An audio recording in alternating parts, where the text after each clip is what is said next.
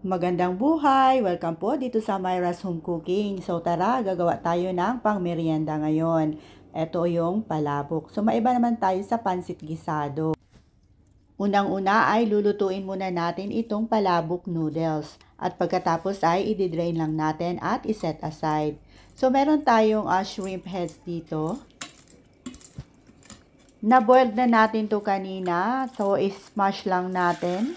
At pagkatapos ay gamit itong strainer, salain, at iset aside muna dahil ito yung gagamitin natin as shrimp broth. So, kailangan din natin ng tinapa. So, meron tayong homemade tamban dito na tinapa. So, ayan na po. Magpainit lang ng kunting cooking oil dito sa pan. And then, ipa-fry muna natin itong squid rings at saka hipon. Ayan po. Sulutuin lang natin ng mga about 1 minute at saka hanguin at isang tabi muna. So, gamit pa din itong pan. Pag may natirang cooking oil ay magigisa tayo ng bawang. Isosutay lang natin to hanggat sa maging light brown at bumango na itong ating bawang. At saka idagdag na natin itong chopped onion. Sulutuin lang natin hanggat sa lumambot at saka idagdag itong ground pork. At pagkatapos ay timplahan natin to ng konting patis at paminta ayon sa ating panlasa. Paghalu-haluin lang po hanggat sa maluto ito, hanggat sa maging light brown na po. At lumabas na po yung kanyang natural oil. At pagkatapos ay ilalagay na natin itong ating tinapa flakes. Yan, ipagpatuloy lang po ang pagluto at saka ibuhos na natin itong ating shrimp broth.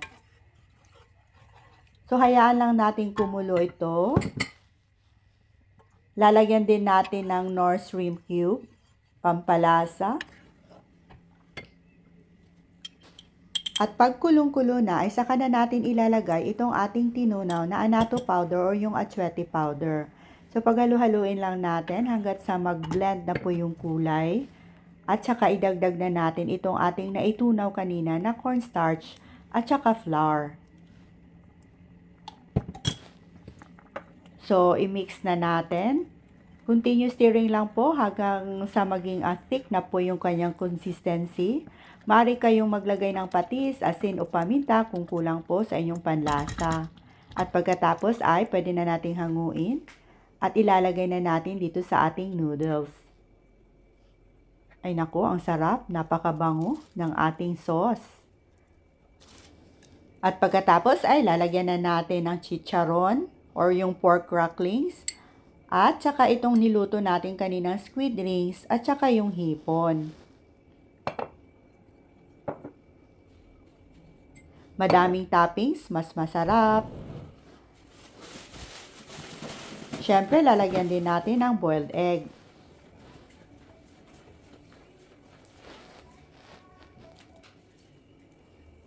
Lalagyan din natin ng madaming fried garlic.